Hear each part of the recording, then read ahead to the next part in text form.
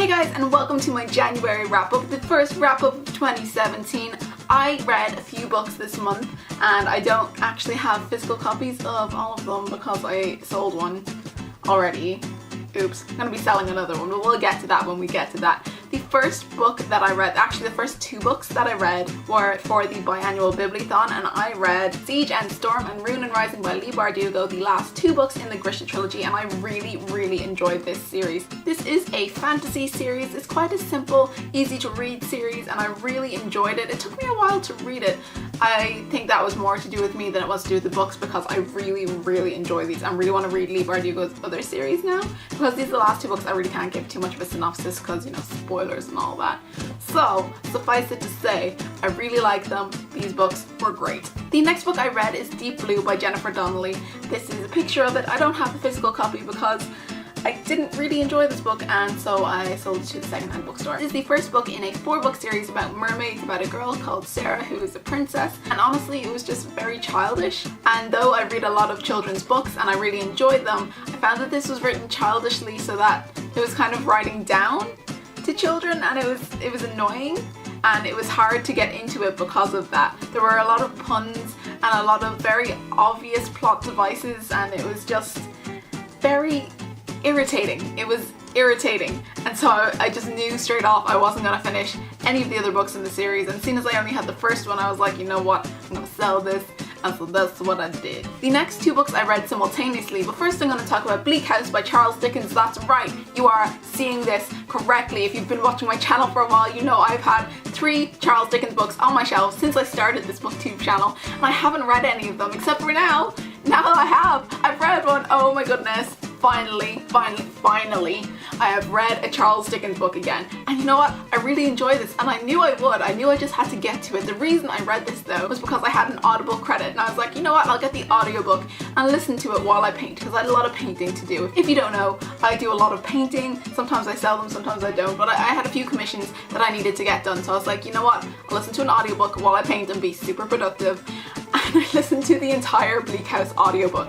And I really enjoyed it. I enjoyed listening to it as well as the actual story.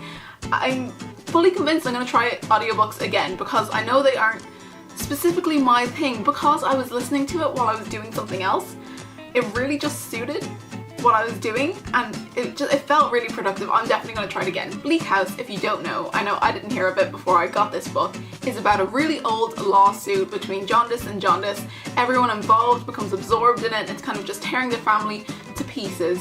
And it's a story about a couple of generations into this and how it's affecting everybody, and there's lots of different characters, very classically Dickens characters, and it was really interesting. I particularly liked Esther in this story, particularly her ending, which I'm not going to tell you about, but what I'm going to say is that at first I was a little tentative about where the ending of her character was going, but overall I think it really suited her, and I'm really glad I finally got to this book. Would I recommend it? Yes.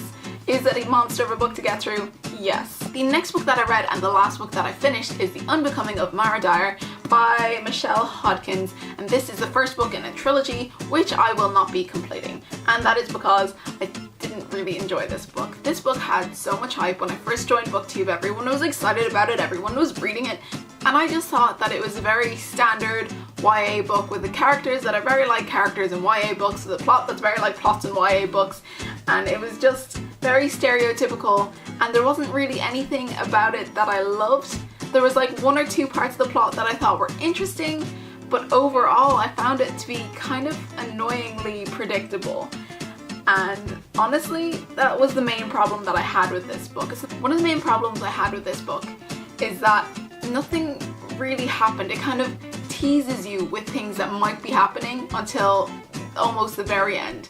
And I hate when you don't get an answer to those teasing hints in the first book. If you're gonna tease me with things, wrap it up in the first book and then tease me with other things in the next book. But just because there were so many things that were left unanswered, I just know I'm not gonna have the patience for the rest of this series. So I'm going to be going to the secondhand bookshop again later today and giving this to them, just because it's going to frustrate me every time I look at it, and I don't want that. I forgot to actually tell you what this book is about. This book is about a girl called Mara Dyer who wakes up one day from an accident to discover that all her friends were killed in it, but she was mysteriously left unharmed. Or well, she was harmed, but she recovered, she was okay. And this story focuses a lot on her psychological issues that follow that, but it's like extreme psychological issues, like there might be something paranormal going on, and there might not. She doesn't really know. Anyway, that's like pretty much the whole basis for this book. So they are the books that I read in January of 2017. Let me know what books you guys read this month and what was your favourite ones that I read this month. Were definitely the last 2 books in the Grisham trilogy. They were pretty fantastic. Also, mega feeling of accomplishment for reading that Charles Dickens book. Feeling very good about my wrap up this month. Thank you guys so much for watching. Bye.